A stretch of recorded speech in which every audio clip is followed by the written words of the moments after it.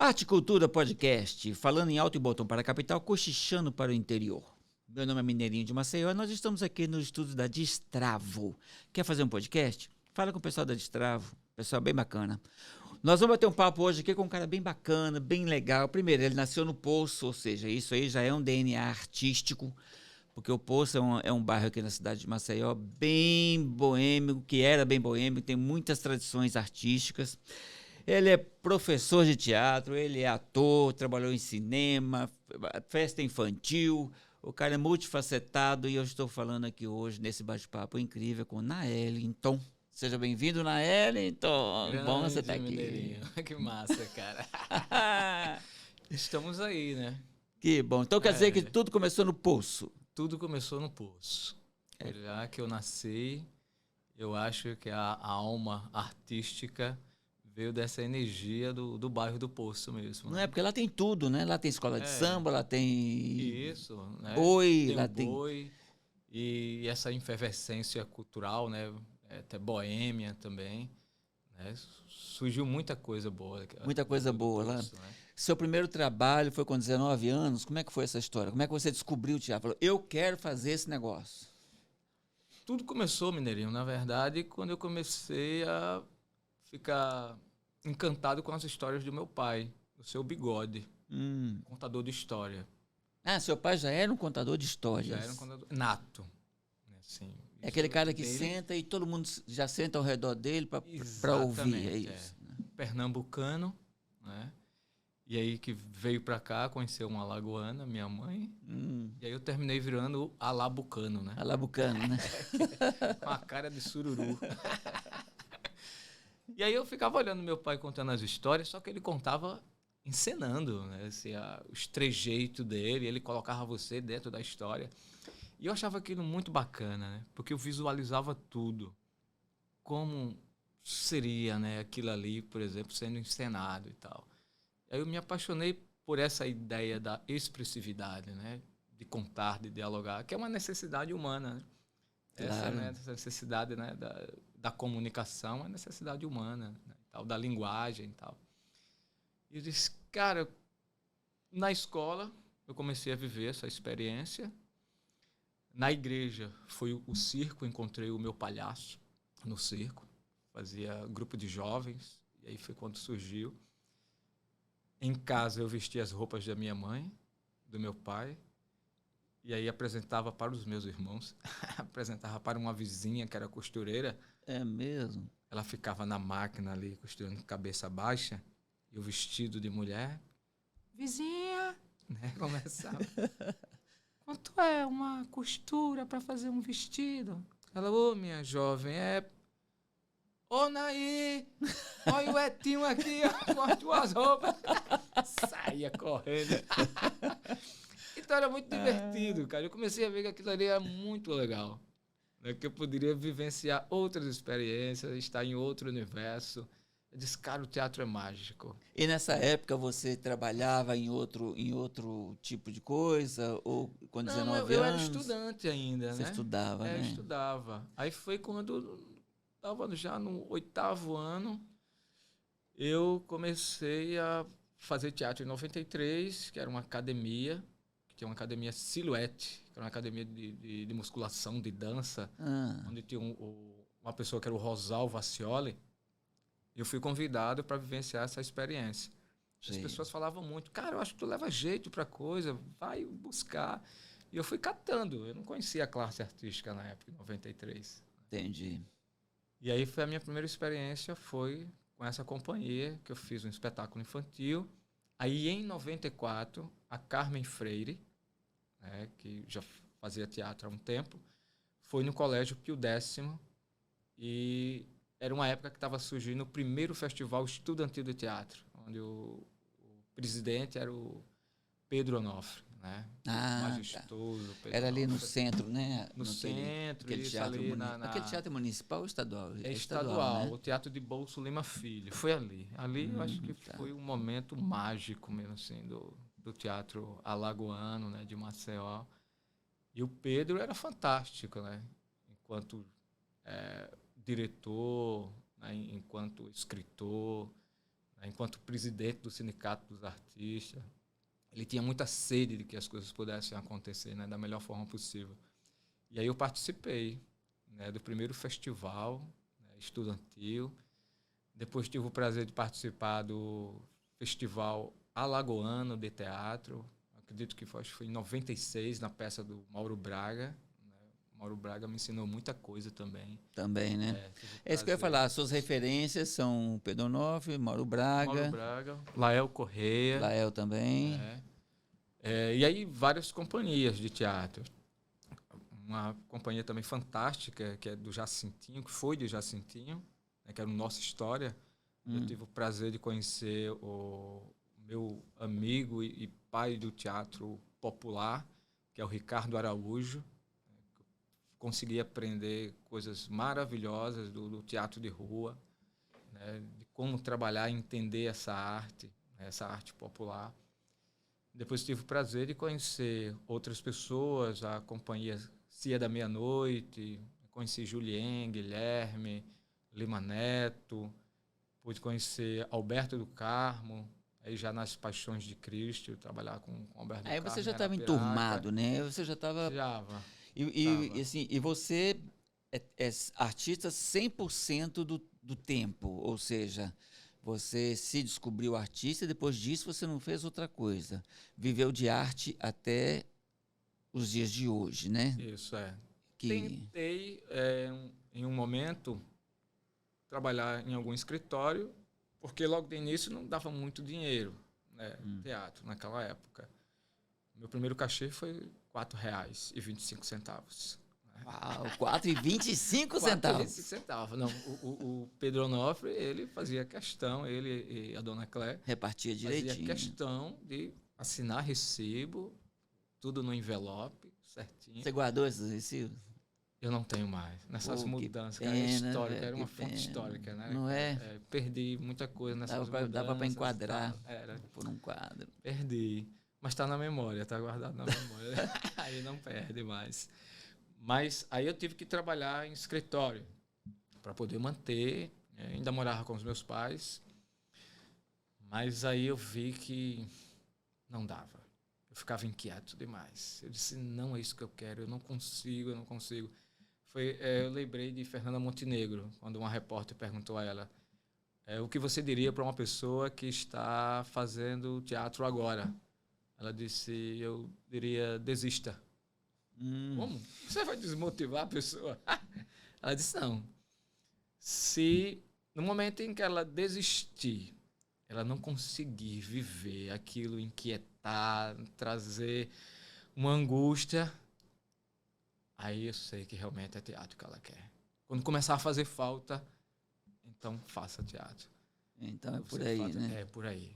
E a partir de quando você falou assim, bom, a partir desse momento eu passei a pagar minhas contas com a arte. Não vamos dizer teatro, porque hoje em dia não, e desde sempre, a gente não é só ator, a gente é um monte de coisa. Então, assim, a partir de quando você começou a perceber que você já estava pagando as suas contas com a arte?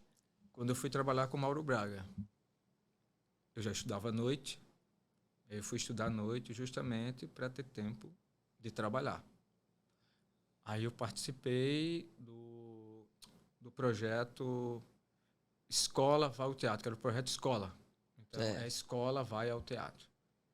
Aí eu tive realmente o bolso... Ali começou a cair, né? Começou a cair dinheiro, né? Porque aí eu não ficava só na atuação. Eu ficava na produção também, junto com o Mauro Braga, né, Ana Sofia.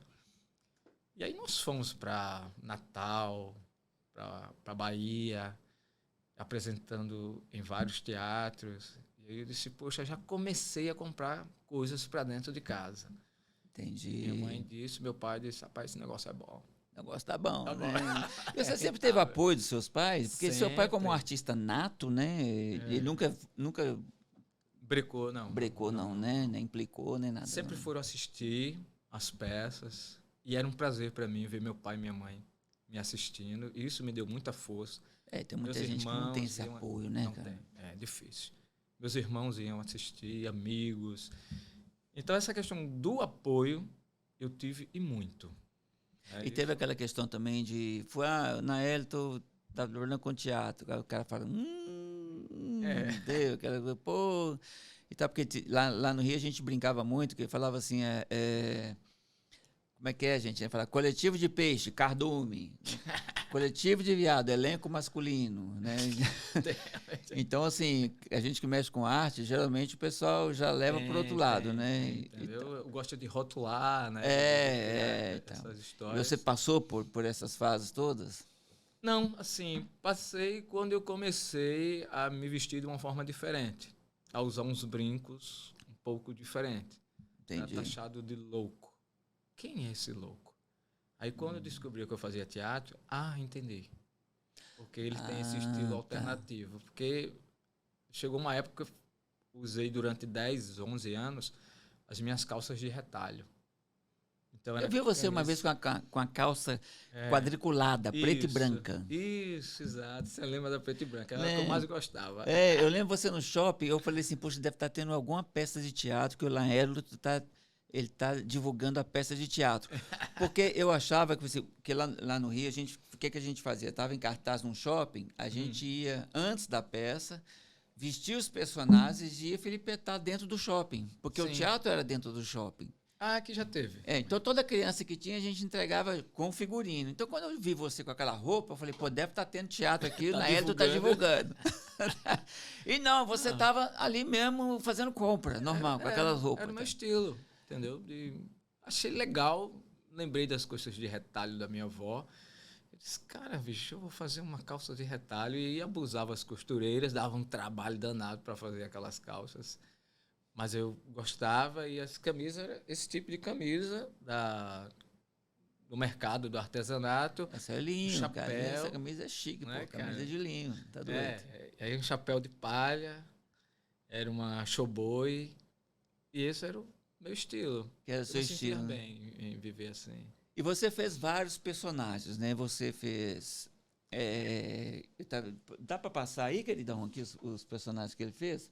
São várias coisas que você fez, que você mandou pra gente umas fotos, e participou de produções, comerciais. Sim, comerciais, depois vieram os comerciais, trabalho em escola. Aí, Super Crânio.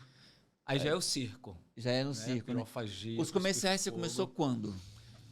Comecei na época que eu estava com Mauro Braga, em 95. Meu primeiro comercial foi o comercial da Casa das Carnes. Que foi próximo, assim, foi num clube, foi num Alagoinha. Foi no Alagoinha, primeiro comercial. E a partir daí, não parei mais de fazer. Eu comecei a vivenciar essa experiência de estar na tela, porque teatro, a interpretação é de uma forma, na TV, no cinema, a gente sabe que tem outra história, uma outra, né, conotação aí, uma outra forma de interpretar. Então eu queria experimentar as possibilidades, né, de estar no teatro, na TV e no cinema. E a publicidade aqui em Maceió dá uma sustância financeira para o ator? Os cachês são legais? Como é que funciona isso aqui? Na época eu parei um pouco agora de fazer comercial. Mas na época eu tinha um cachê interessante. Logo no começo a ideia era pagar um valor irrisório. Boa parte das produtoras não acreditavam muito nos atores da terra, as agências, infelizmente. E aí depois que o Pedro da Rocha entrou para a agência, trabalhou em algumas agências e produtoras. E a Arilene de Castro também, que era do movimento, entrou para trabalhar com produção nessas produtoras, aí começou a levar os atores e as atrizes. Dizer, não, nós temos sim bons atores, boas atrizes aqui. E aí, mas o cachê não era muito bom. É diferenciado o cachê de quem vem de fora e de quem daqui, né? Poxa, além do cachê ser diferente, o cara ainda pagava passagem, hospedagem, quer dizer, a diferença era muito maior do que a gente. Muito. Aí depois de um certo tempo, como eu comecei a fazer muitos comerciais, comecei a ficar muito conhecido, eu disse, não, agora eu vou exigir o meu valor. Entendi. E aí comecei a fazer comercial fora. Fui fazer comercial em João Pessoa, fui fazer comercial em Natal. Então eu determinava o meu valor. Entendi. Né? O valor do meu trabalho, da minha imagem, é esse aqui. Só que chegou uma época depois que parou. E aí eu senti agora, quando eu comecei a dar um valor, não, tudo bem, obrigado. E aí Houve um recuo no mercado, houve né? um recuo. Depois eu vi que entrou um outro ator fazendo.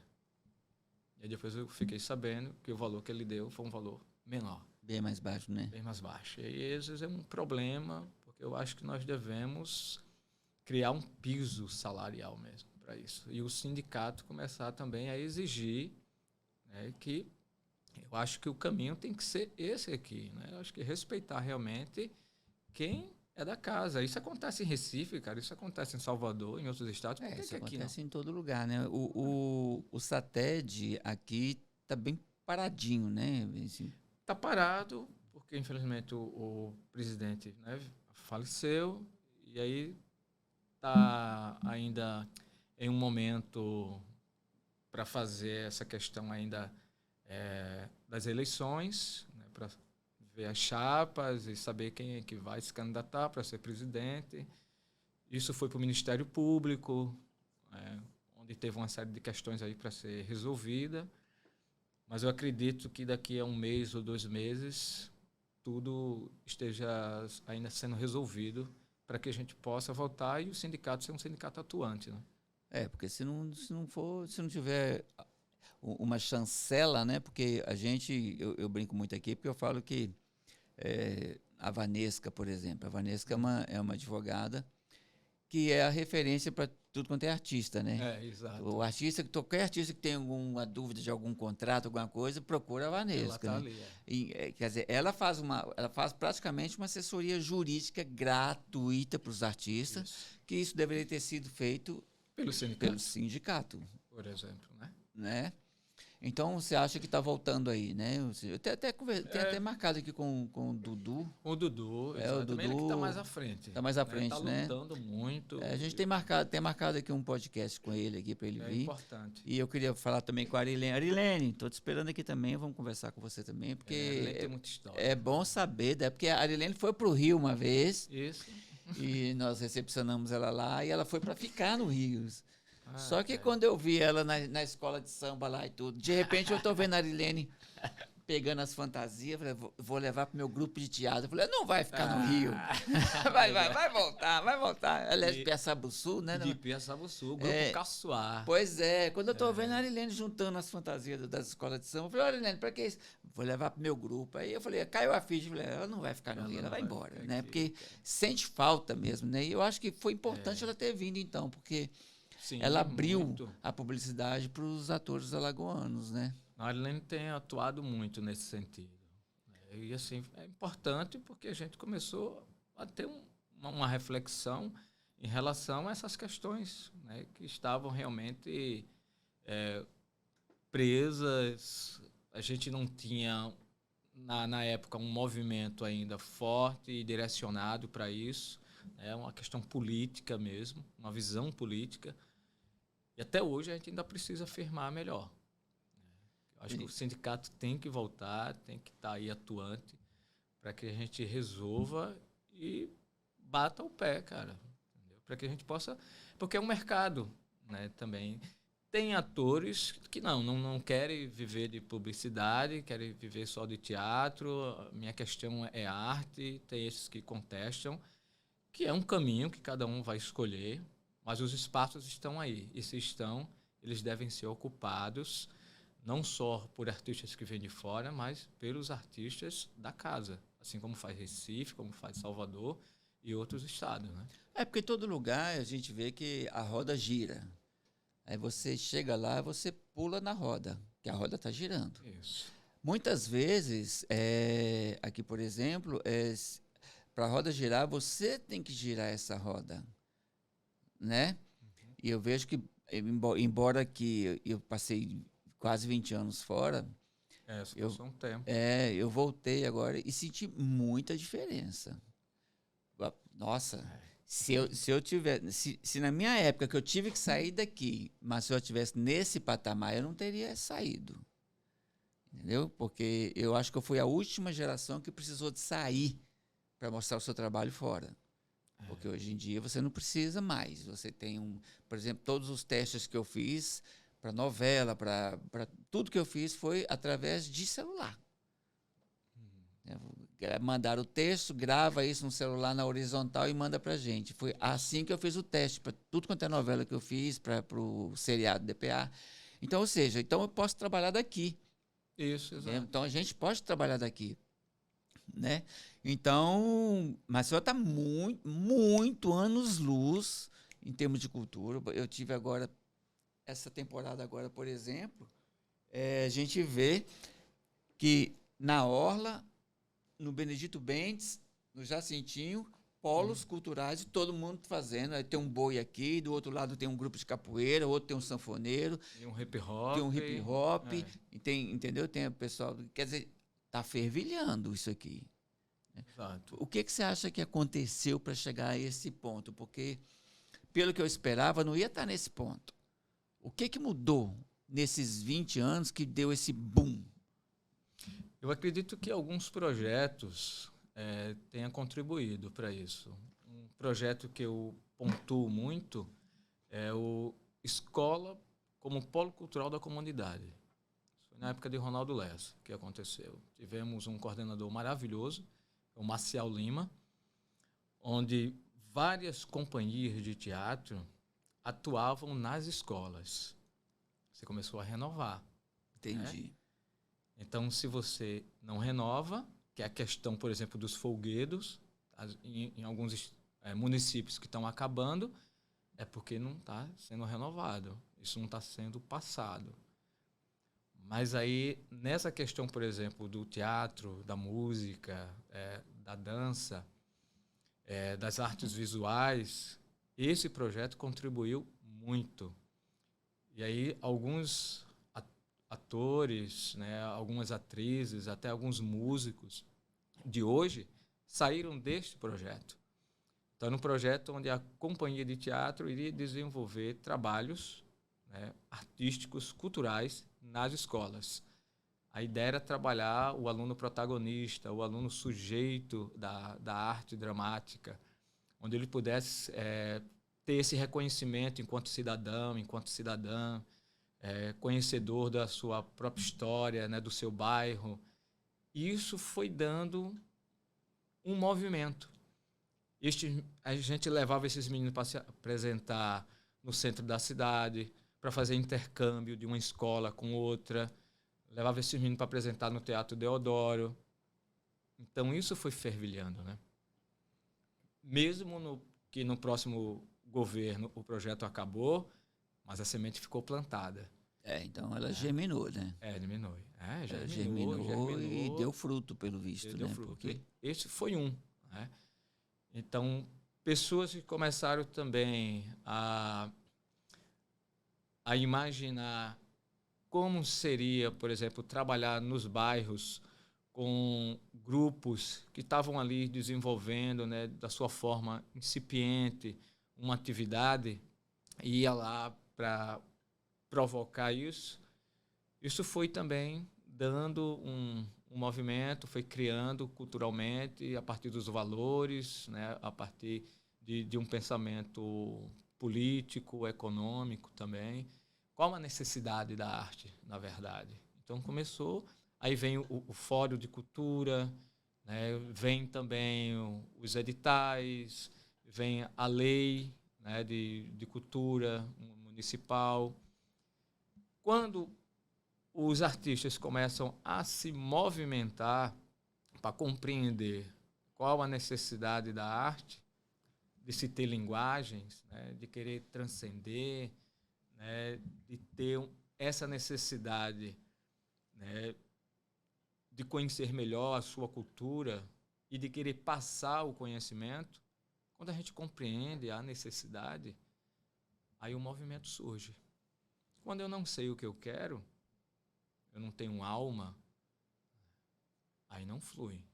Entendi. A visão da arte como produto, como profissão, como labuta, né? Como meio de vida dos artistas, isso pode ter modificado bastante com relação ao poder público, porque, por exemplo, uma vez que você resolveu viver de arte, Sim. você tem que ter um suporte para que você possa viver de arte. Então, automaticamente, você começa a exigir mais, a impor que você tenha condições de trabalho, porque é um trabalho como qualquer um outro. Você tem um Exatamente. produto, né? Você é o seu produto.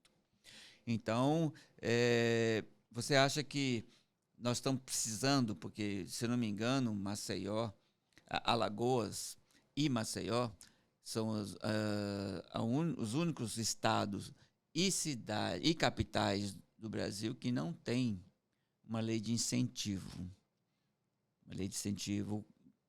na cultura. Tem essa questão dos editais, mas que isso, de uma certa maneira, não dá a vara para o artista pescar. Né? Exato, O artista, que ele não tem essa visão profissional, ele acaba dependendo dos editais e, enfim. Então, ou seja, você acha que com uma lei de incentivo no ISS ou no ICM, alguma coisa assim, o artista vai ter que cair em campo para poder buscar os seus apoios, independente dos editais, embora que o edital também seja importante, mas que o artista Sim. também tenha a opção de procurar o caminho dele e não ficar única dependente de um edital para poder se trabalhar. Então, com certeza. Tem a lei municipal, mas que ainda precisa ser reformulada, trabalhada ainda. Mas ela Porque ainda não existe, né? Precisa do... ainda precisa, não existe essa ideia do fundo ainda, né? Que seria do imposto do ISS. Certo. Então precisa definir quantos porcentos, por exemplo, do ISS vai para o fundo de cultura, né, que está dentro da lei. Tivemos uma reunião agora, lá na FEMAC, onde estão discutindo a Lei Rouanet Municipal. Foi aprovado na Câmara, só falta agora o prefeito sancionar a lei. E aí vai estar dentro desse imposto que é o ISS. Ou seja, seria uma renúncia fiscal. Exato, Né? vai ter uma porcentagem do ISS onde o empresário vai destinar para o artista. Para a cultura, no caso. Cultura. Né? Então, ou seja, você aprova um projeto, com esse projeto aprovado, você tem uma carta de crédito, onde você vai nas empresas, Exatamente. aí o artista começa a ter uma autonomia para ele ir na empresa e fechar o negócio com a empresa. Exato. E não ficar único exclusivamente de depender de sair um edital, porque a gente sabe muitas vezes que o público ele dá prioridade para artistas de fora. Mas não seria porque o artista daqui ele não teria um suporte para fazer uma temporada, por exemplo, porque a pauta de teatro é cara. Né? E você vê os grupos aqui ensaiando 2, 3 meses para fazer um fim de semana de espetáculo. Dá um custo, né? Se ele tivesse buscando aí um patrocínio de uma lei de incentivo, ele poderia. Tanto é que está pipocando, né? Já são 4 teatros pequenos, microteatros, que estão sendo inaugurados aqui. Sim. Né? Tem o da Ivana, o Homerinho. O estúdio é um teatro para 60 lugares. Sim. Tem a Ato, que, se não me engano, é 50 lugares ou 40 lugares, que é um teatro também. E o Alexandre Lima, parece que ele está inaugurando também uma escola de teatro, onde vai ter também apresentações de teatro. E tem o espaço da Diva. São os espaços, né, alternativos. Que cabe 50, 60 lugares, que seriam ideais para as produções aqui fazerem temporadas. Sim. Porque eu acho que o que fomenta o público, o que forma público é temporada e não um fim de semana. Né? Não vai formar. Né? E esses trabalhos sendo feitos nas escolas também. Né? Precisa também. Eu acho que toda a ação, né, voltada, né, para essa ideia de formação de plateia, de público, é benéfica. Acho que ir também nos bairros, o teatro de rua também. Então, talvez não seja só formar público também nas casas de teatro, né? Mas nos diversos espaços alternativos e na rua. Aí você consegue criar um movimento maravilhoso de teatro. Né? Eu acho isso. Um movimento, o povo vai. O povo indo, o poder público chega. É. Né? Uma coisa chama a outra. Uma coisa chama a outra, né? E na Elton, eu acho é Tommy. Eu acho é Tommy. Como é que nasceu essa Cremilda? Rapaz, essa Cremilda nasceu no tapa, né? Foi no Achetome mesmo. Foi numa campanha, né, política, em 2008, onde o candidato estava desesperado, querendo um humor no guia eleitoral, no seu programa do guia. E o assessor ligou para mim e disse: Neto, a gente precisa de um humor no guia eleitoral para bater de frente com a outra candidata. E aí, assim, eu fui, e aí entendi a proposta do que eles estavam querendo, lembrei de um bordão, na época, quando eu estudava na UFAL, o Magno Ângelo foi quem me falou esse bordão, há uns 2 anos atrás. Eu estava brincando com ele, e aí ficava futucando nele, e ele, para, eu não parava, isso no pátio lá da reitoria.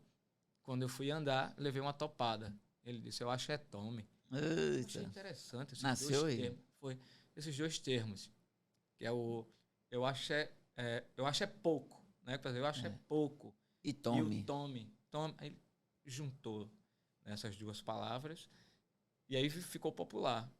Poucas pessoas conheciam, porque era uma coisa de bairro mesmo e tal. Um costume, né? Um hábito das pessoas falarem.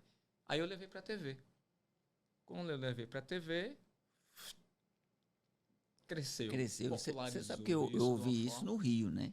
Foi. Eu vi isso na internet no Rio. Você, Olha, você rapaz, vestido onde com a chegou. Cremilda e falando, eu acho é Tommy. Aí foi quando o diretor disse: não, você vai fazer então uma mulher que fica no telefone falando sobre questões políticas. Tranquilo. Aí enquanto a menina estava fazendo a maquiagem, eu olhei no espelho e, cara, ficou legal.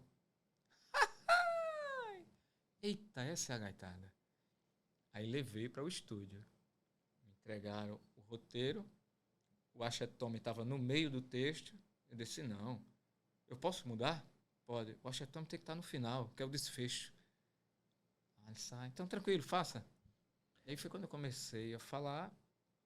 Quando eu disse o Achetome no final, os caras disseram: eita, bicho, ficou legal. Gravou, mas ficaram com medo de colocar ainda, com receio, porque questões políticas, né? Então, aí foi quando eu convenci o marqueteiro, porque não ia entrar no ar. Eu disse: bote, rapaz. Pensou? Vai dar certo.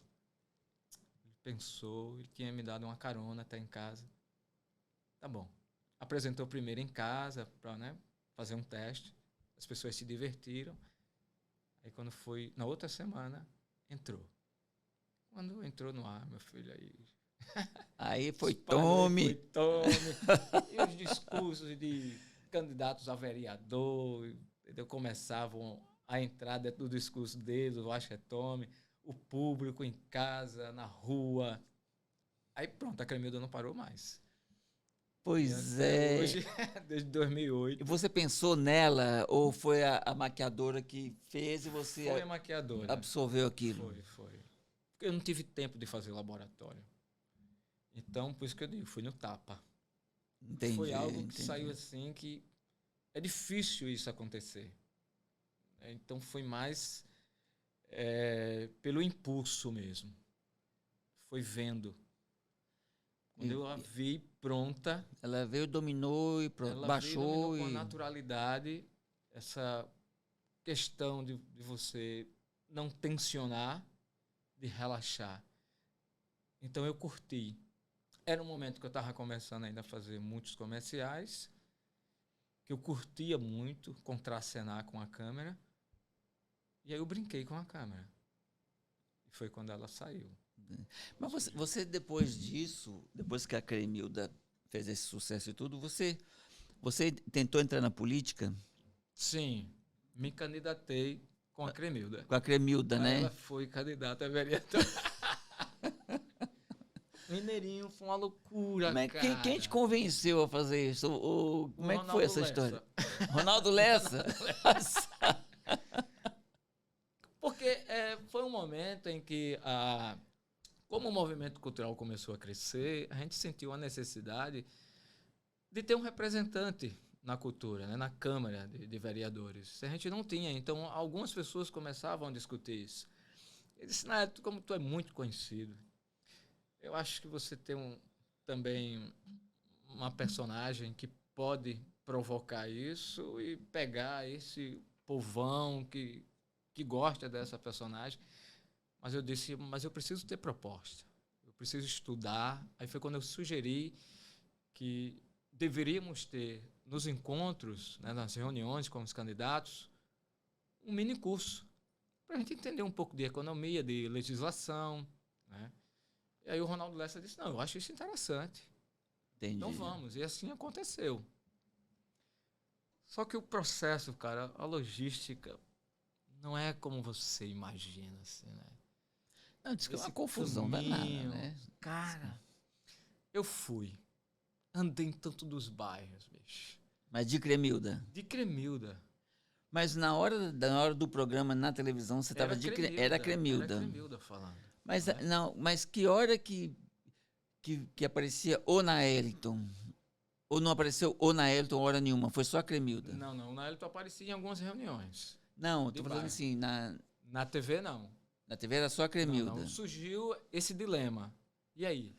Tira-se a peruca e fala também quanto na Naelton, mas a equipe disse, não, só a Cremilda, só a Cremilda. Aí algumas pessoas diziam, Naelton, algumas pessoas estão achando que é brincadeira. Cara, ficou aquele impasse. Eu digo, minha Nossa Senhora. Chegou um momento, Mineirinho, eu estava no centro da cidade, em cima de um praticável, que eu ficava com uma plaquinha, com um número, e na outra mão eu ficava com os santinhos.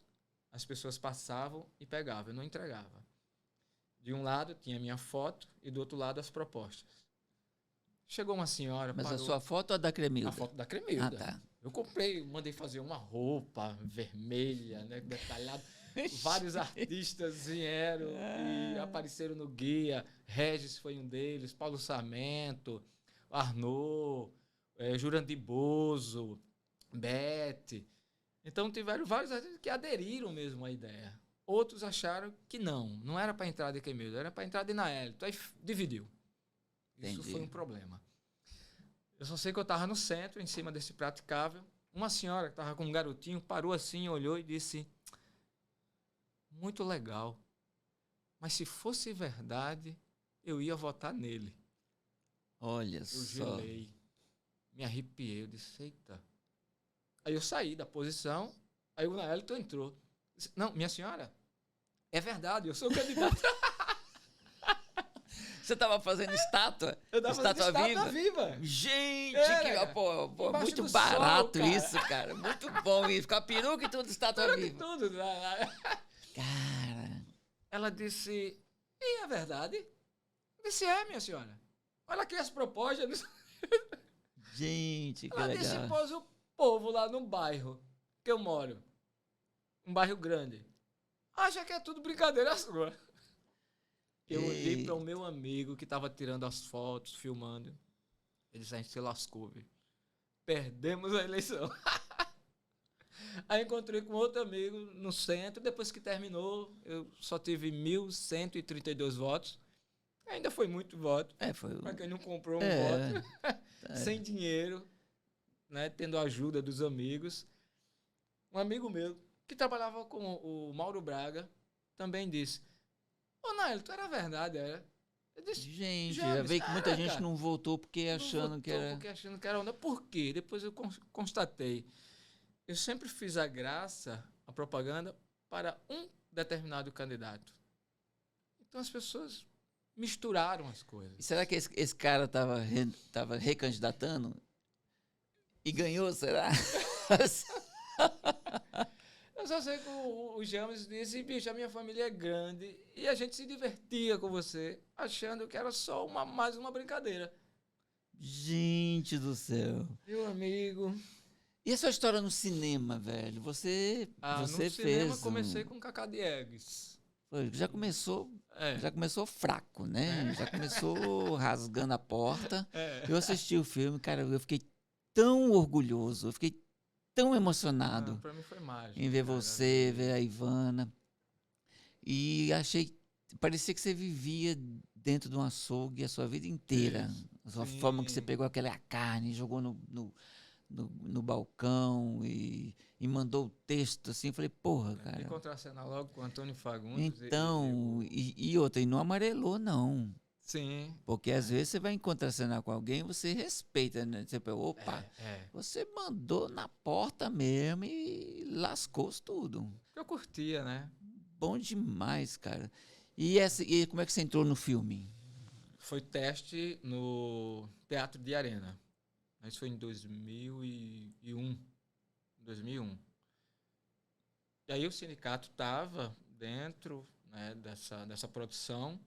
E aí divulgou para a classe artística, olha, tá vindo o filme, Deus é Brasileiro, né, que é um texto de João Baldo Ribeiro, né, é um conto baseado nesse conto, direção de Cacá Diegues. Vamos fazer o teste. E eu vi que a fila estava imensa. Aí desisti. Estava noite, ficando tarde, eu disse, eu vou para casa. Não vou nada. Aí fui embora. Aí uma coisa bateu assim, volte. Eu voltei. Voltei, ficando tarde ainda também. Peguei a senha, fiz o teste. E aí o cara perguntou, sabe andar a cavalo? Eu disse, poxa, eu menti. Sei. Não sabia. Ele colocou ali como eu soubesse andar a cavalo. Terminei o teste, fui para casa, aí passou-se 2 semanas. Ninguém ligou. Acho que eu não passei, não. De repente, no outro dia, meu irmão, Tinho, o pessoal do filme ligou. Né? Eu disse, caramba, eu passei. Aí foi quando eu lembrei, puxa, o cara perguntou se eu sabia andar a cavalo, e agora? Porque aí quando ele mandou o texto, era um tropeiro. Eita, poxa, o tropeiro que anda a cavalo com os cestos. Eu disse, eu tenho que correr para aprender a andar a cavalo, porque na semana seguinte, eu disse, você tem que viajar para Penedo, porque a cena vai ser em Penedo. Corri. Aí eu fui para Pecuária, tava tendo show, e na Pecuária tem uns cavalos. Eu disse, eu vou comprar o ingresso. Aí eu fui com uma turma, a turma foi assistir o show e eu fui para onde estavam os cavalos. Fui conversar com o pessoal, eles disseram, agora à noite não tem como a gente ensinar você a andar a cavalo. Vem amanhã de manhã? Certo. Assim eu fui, cheguei lá de manhã, encontrei o pessoal triste. Eu disse, o que foi que aconteceu? Infelizmente o dono do cavalo morreu, e não vai dar para ensinar você a andar a cavalo. Eu disse, minha nossa, o tempo está passando. Aí eu fui embora, triste, pela Cabo Reis, a rua comprida, encontrei com um amigo meu, relatei para ele a situação e disse, não se preocupe, tem um carroceiro Bill, vai ensinar você a andar a cavalo. Aí eu disse, graças a Deus. E assim foi feito. O carroceiro Bill disse, vem amanhã, logo cedo, 6 da manhã. Aí eu fui, o carroceiro Bill pegou um cavalo, perguntei qual é o nome do cavalo, ele disse, é Ceguinho. Por quê? Porque ele é cego. Eu aprendi um cavalo cego. Para você que está começando, dilema. Aí fui, aprendi no cavalo cego. Aí ele, no outro dia, disse, venha para aprender em outro cavalo. Tranquilo. Cavalo branco, grande, forte. Menino, quando ele me botou em cima do cavalo, o cavalo saiu disparado, quase caiu do cavalo. Mas controlei, aprendi. Eu disse, pronto, agora estou preparado. Aí quando eu chego lá, em Penedo, eu digo assim, qual é o cavalo que eu vou usar? Aí o assistente disse, não vai ter cavalo, não. Esse dilema todinho para depois não andar a cavalo, velho. Aprendi, nunca mais que eu vou mentir. Eu vou falar a verdade, essa porra. Aí virei açougueiro. Virei açougueiro. Aí, cara, mas foi muito divertido. porque aí troquei umas ideias com o Antônio Fagundes, né? Com o Wagner Moura também. Muito, muito legal os caras. E aí foi quando eu comecei a fazer outros testes. Aí foi Entre Irmãs, né, de Breno Silveira, novela Velho Chico. Aí o teste foi nesse esquema que você fez no celular. Aí foi quando eu fiz também a novela. Foi muito legal, mas só que na novela foi um dilema, porque o ator com quem eu iria contracenar morreu. Domingos Montanher. Você ia entrar depois Gravei depois a cena com celular. O diretor disse amanhã eu gravo com ele. E aí, na montagem, né, a cena acontece. Só que no outro dia, Montanher resolve tomar banho do rio e vem a falecer, né? Eu disse, caramba, bicho, que aí a cena caiu. Eles editaram e a cena entrou. Entrou? Uma parte, que tiveram bom. que cortar, adaptaram e a cena entrou. Essa foi a minha primeira experiência na novela. Entendi. Mas aí eu tenho vivenciei umas experiências com o Pedro da Rocha, que foi meu pai no cinema. Aprendi muito com o Pedro. E agora eu estou fazendo o módulo 3, que é do Carlos Henrique, onde a Diva está fazendo parte. Certo. Você está fazendo parte. Eu tô lá. Essa experiência que nós vamos bem bacana, agora, né? Vivenciamos uma experiência no teatro e agora vamos para o cinema. Vamos pro cinema, né? Vamos pro cinema. Que beleza. Tu é casado, né? Sou. Tem filho? 19 anos. Tem quantos meninos? Já tem menino? 2. Tem 2 meninos? Fiz vasectomia para não ter mais. É mesmo? Tá bom. Tem duas crianças. Qual a idade deles já? Uma de 16, Ana Evelyn, e o Eric, de 11 anos. E são atores também? Então, Ana Evelyn, desenhista, estava aprendendo violino, e o Eric, flautista. Olha que beleza. Então, todo mundo na arte, né? E a esposa, cantora gospel. É mesmo? Ela compõe, entendeu? As músicas, tem seus clipes também. Olha que bacana. Dando a força a ela aí, e ela tá adorando. É uma família de artistas. Que maravilha. Naelto, eu acho que a gente vem com uma missão, né? E o nosso objetivo como artista é deixar um legado. Isso. Né? Eu costumo muito falar que os faraós, eles construíam as pirâmides porque eles achavam que eles eram eternos, né? Porque quem tiver... Então, e eles realmente estavam certos, porque há milhares de anos a gente continua falando dos faraós, continua falando das pirâmides, quer dizer, eles realmente se tornaram imortais. Interessante. Qual o legado que você quer deixar?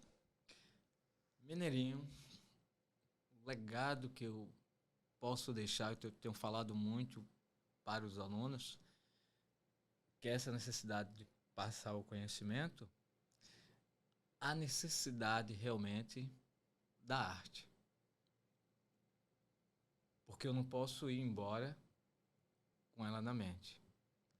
Eu tenho que passar a importância dessa arte nesse sentido de transcender. Como a arte é importante para o ser humano. Não só no sentido de linguagem, não só no sentido de transcender, mas no sentido de descoberta pessoal mesmo. Esse poder que a arte tem de fazer com que você compreenda quem você é, o que você faz e o que você pretende, para que você possa conviver melhor em sociedade e consigo mesmo. Então, é um legado onde o ser humano compreende a si mesmo. Qual a razão, por exemplo, de estar aqui? Por que eu faço teatro? Eu faço por uma questão de comunicar com a minha própria pessoa e de comunicar com o outro. Esse legado da comunicação da melhor forma possível. Eu sou um ser humano, eu tenho as minhas necessidades, mas eu preciso compreender o outro. Uma vez eu perguntei a uma aluna, por que você quer fazer teatro? Ela disse, eu quero vivenciar a experiência, quero sentir como é. Depois de 3 meses eu perguntei, por que você continua fazendo teatro? Ela disse, professor, eu descobri que no teatro eu consigo ser o que eu quiser. E aí eu consigo fazer outros personagens, e fazendo outros personagens, eu consigo entender melhor o outro. E eu vou conseguir me relacionar melhor na sociedade. Eu acho Tome. Querido, Então, foi um prazer enorme ter aqui. Eu quero te falar que eu sou muito orgulhoso de ver o seu trabalho, tenho muito orgulho de ver o seu trabalho. Eu tenho. A minha referência com você é de 30 anos atrás. muito tempo. Então, né? eu fico muito feliz em saber que você atravessou todo esse período e continua firme no seu propósito como ator, o talentosíssimo que você é. E é uma das pessoas que eu sempre admirei muito pela sua disponibilidade. Eu acho que a sua humildade e disponibilidade sempre foram ímpares, né? E eu queria que você desse a sua rede social, o pessoal que quiser te encontrar, para contratar para festa, para eventos, para comerciais de TV, publicidade, menos política por enquanto, né? Então você fica à vontade para dar aqui os seus contatos. E mais uma vez, em nome aqui do Arte e Cultura, né, não, queridão, todo mundo aqui, muito obrigado por você ter vindo e a câmera e o microfone é seu. Ok, meu querido Mineirinho, muito obrigado pelo convite. Estou muito feliz e feliz em poder contracenar com você mais uma vez e agora no cinema. Né? O papo foi muito gostoso. Parece que o tempo passa e a gente não percebe. Né? Mas tranquilo. Quem quiser contratar esse ator alagoano da cara do sururu, pode ligar para o 9916-2303. E você pode me encontrar nas redes sociais, no Instagram, naeliton.santos. Lá você vai começar a visualizar e perceber essa forma de trabalho que eu faço, de arte em geral, e compreender um pouco sobre essa necessidade. Agradeço a atenção e o convite desse meu grande amigo. Eu acho Tome. Arte e Cultura Podcast, um podcast feito para você, com você e por você, falando em alto e bom tom para a capital, cochichando para o interior. Um beijo grande, até a próxima quarta-feira, se Deus quiser.